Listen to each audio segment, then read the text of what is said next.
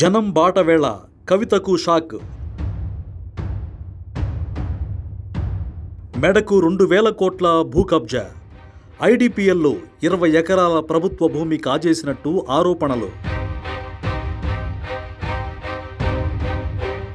కవిత భర్త అనిల్ పేరు మీద భూమి విలువ 2,000 కోట్లకు పైనే. హైడ్రాకు ఈటల రాజేందర్ ఫిర్యాదు. సొంత రాజకీయ పార్టీ కోసం గ్రౌండ్ ప్రిపేర్ చేసుకుంటున్నారు కల్వకుంట్ల కవిత.